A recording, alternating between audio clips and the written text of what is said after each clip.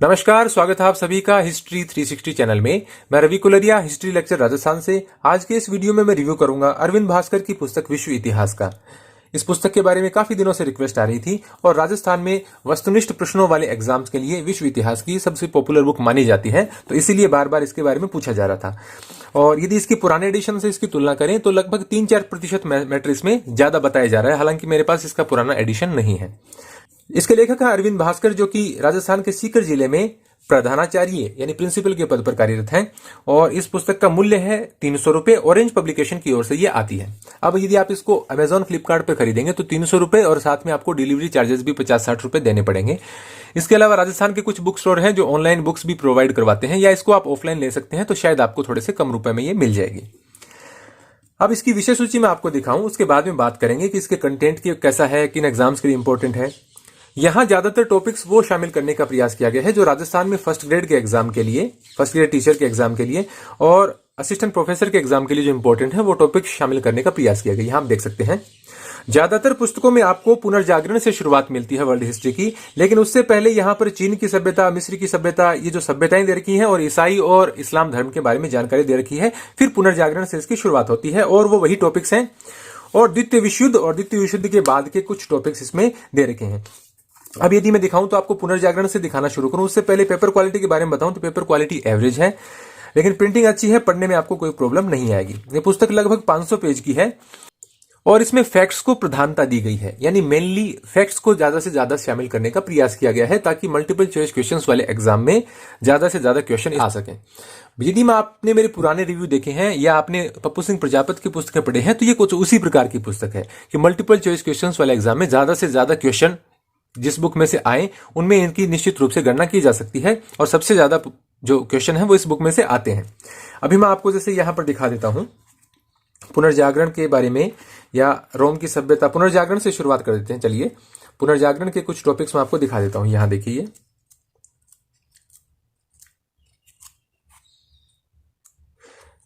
यहां से देखिए पुनर्जागरण की शुरुआत है। तो आप चाहे जैनन माथुर को ले लें या दीनानाथ वर्मा की पुस्तक को ले लें या कुमार नलिन ले लें या कोई भी अन्य पुस्तक ले लें, निश्चित रूप से इससे कम ही फैक्ट्स आपको मिलेंगे। बहुत फैक्ट्स दिए गए हैं इसमें और इसीलिए ऐसा कहा जाता है कि वर्ल्ड हिस्ट्री में सबसे ज्यादा क्वेश्चन इस बुक से आते हैं, जैसे पप्पू सिंह प्रजापति की बुक्स के लिए कहा जाता है। तो मैं आपको इसके कुछ टॉपिक्स दिखा देता हूं। यहां आप क्लोज से देखेंगे तो आपको पता चल जाएगा। फिर आपके पास यदि कोई दूसरी बुक है तो आप उससे मैच कर सकते हैं। निश्चित रूप से आपको इसमें एडवांस फैक्ट मिलेंगे। यहां क्रूसेड्स के बारे में दिया गया है जो धर्म युद्ध होते हैं। उसके बाद में ये देखिए कुछ टॉपिक्स मैं आपको क्लियर कर दिखा देता हूं यहां पर, ताकि एक आइडिया आपको हो जाए बिना दुकान पर जाए। और आसानी से सभी दुकानों पर ये मिलती भी नहीं है, खासतौर से दूसरे स्टेट्स में। और मैंने देखा था कि यूपी और बिहार के भी काफी विद्यार्थी इस पुस्तक के बारे में पूछ रहे थे और वहां पर ऑफलाइन जल्दी से मिलती नहीं है, तो ऑनलाइन यदि वो मंगाते हैं तो वो पहले जानना चाहते हैं कि पुस्तक किस प्रकार की है। तो उसके लिए मैं उनको दिखाना चाहता हूं। ये आप देखिए, फैक्ट्स देखिए आप, इसमें भर भर के फैक्ट्स दिए गए हैं। लेकिन इसमें एक नुकसान भी हो जाता है कि कई बार जैसे फर्स्ट ग्रेड के एग्जाम्स के लिए आपको इतने ज्यादा फैक्ट्स भी याद करने की जरूरत नहीं होती, तो आपको थोड़ा सा ये आइडिया होना चाहिए कि आपको क्या पढ़ना है और क्या छोड़ना है। यदि आप सभी प्रकार के फैक्ट्स याद करने को लग जाएंगे तो आप याद नहीं कर पाएंगे और उससे आपके जो आसान क्वेश्चन है वो भी गलत होने की संभावना बन जाती है। ये धर्म सुधार आंदोलन आप देख सकते हैं इसमें। तो ज्यादा टॉपिक्स नहीं दिखाते हुए मैं लास्ट में दिखा देता हूं आपको इसमें क्या दिया गया है। यहां देखिए, द्वितीय विश्व युद्ध से पहले व बाद चीन के बारे में दे रखा है। यहां पर द्वितीय विश्व युद्ध के बाद का विश्व जो मैं आपको दिखाना चाह रहा था, एशिया में स्वतंत्र राष्ट्रों का उदय, कोरिया युद्ध। अभी मैं इसकी जो कमियां और अच्छाइयां हैं वो सभी कंक्लूड करके बता दूंगा और किन एग्जाम्स के लिए इंपॉर्टेंट है उसकी हम बात कर लेंगे। वियतनाम का संघर्ष, शीत युद्ध का आगाज, साम्यवाद, ये सारी बातें यहां पर दे रखी हैं, क्यूबा संकट वगैरह।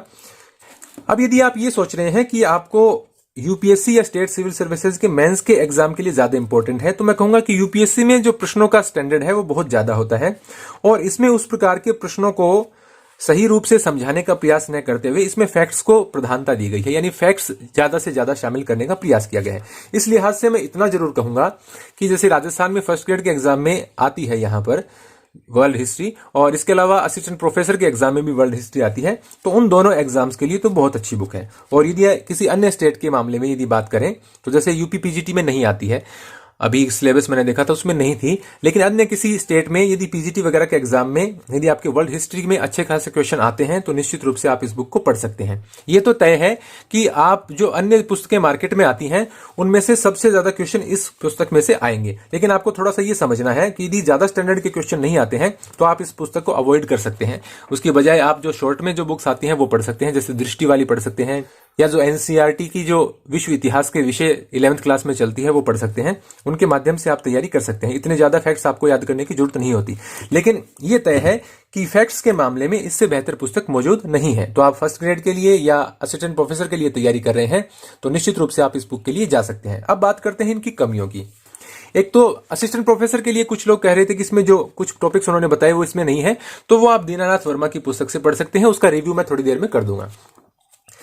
साथ ही इसमें कमी की बात करें तो इसमें एक तो चित्र नहीं है, तो थोड़ी सी बोरिंग बुक लगती है। साथ ही यदि चित्र न भी हो लेकिन मैप्स जरूर देने चाहिए, क्योंकि मैप्स के माध्यम से चीजों को समझने में आसानी होती है। तो मैप्स जरूर देने चाहिए थी, हालांकि इसमें एक भी मैप नहीं है। दूसरी बात, फैक्ट्स दिए गए हैं, लेकिन यदि फैक्चुअल बुक्स बनाई जाए, जैसे हमने देखा था परीक्षा वाणी की आधुनिक भारत में पुस्तक आती है, या जो सौरभ चौबे वाली पुस्तकें आती हैं, उनमें फैक्ट्स को अलग से मेंशन किया जाता है, अलग से सारणी बनाई जाती है, अलग से क्वेश्चन दिए जाते हैं, पिछले एग्जाम्स के क्वेश्चन दिए जाते हैं। उस प्रकार की कोई भी व्यवस्था आपको इसमें नहीं मिलेगी।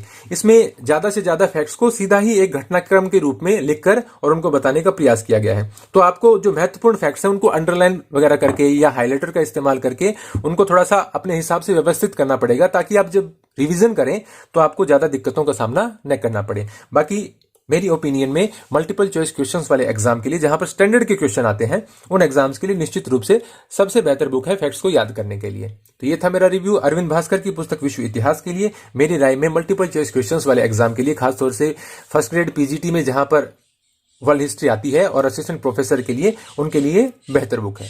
धन्यवाद।